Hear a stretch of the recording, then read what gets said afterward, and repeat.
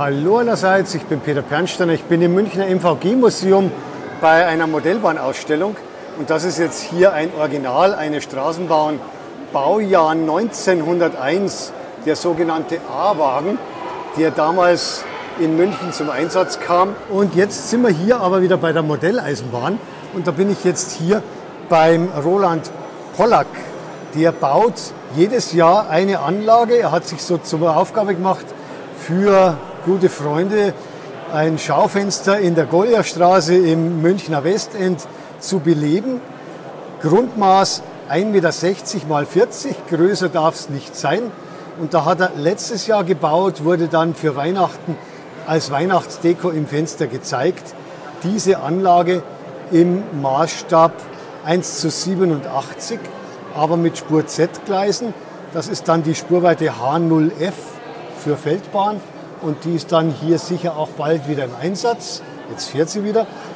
Und jetzt verfolgen wir hier mal diese Straßenbahn.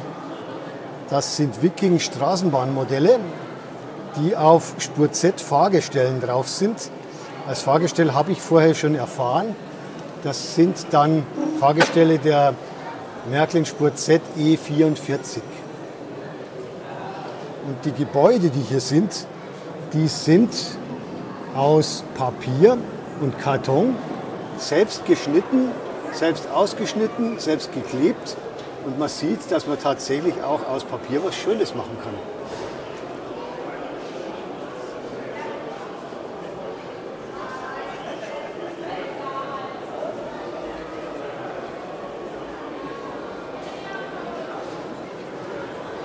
Hier ist ein Aufenthaltsschalter von der Firma Viessmann im Einsatz.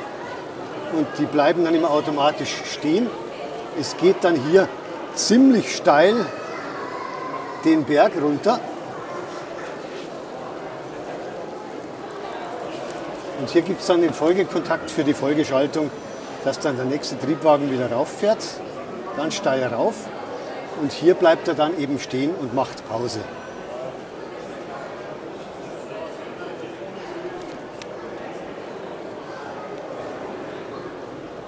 Jetzt kommt hier wieder der zum Aufenthaltsschalter und bleibt jetzt hier stehen.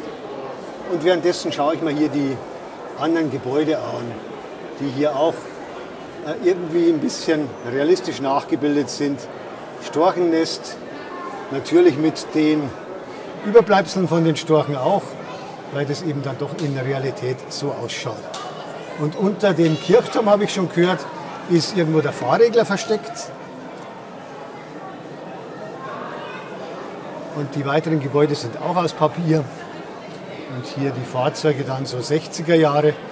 Das Vorbild der Anlage, das soll hier Winsbach sein.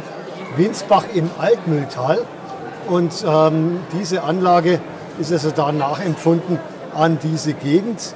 Und das Ganze ist hier mit Spur-Z-Gleisen gebaut, die ganz normal sind eigentlich.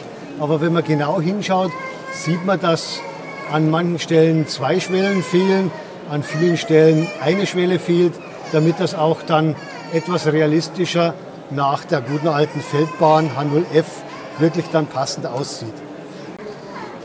Das Vorbild dieser Straßenbahnen soll wohl bis in die 1960er Jahre im Einsatz gewesen sein.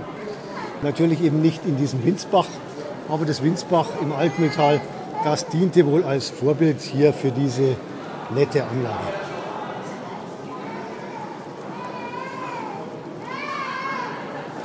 Die Absenkung ist deshalb gemacht, dass man hier die Züge nicht sehen muss, dass die hier versteckt sind. Ich habe mich schon gewundert, warum man so eine steile Strecke baut. Ist ja schwierig dann, dass der Zug da wieder raufkommt. Aber die Züge brauchen dann auch ein bisschen ein Gewicht, dass sie schön stabil am Gleis bleiben.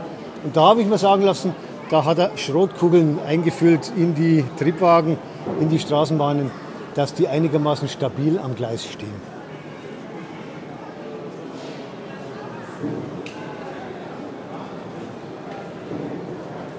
Und so entsteht jedes Jahr aufs Neue eine Anlage in unterschiedlichsten Spurweiten, mal als H0-Anlage, mal als Feldbahn, mal als nur Spur-Z-Anlage, was einem so gefällt.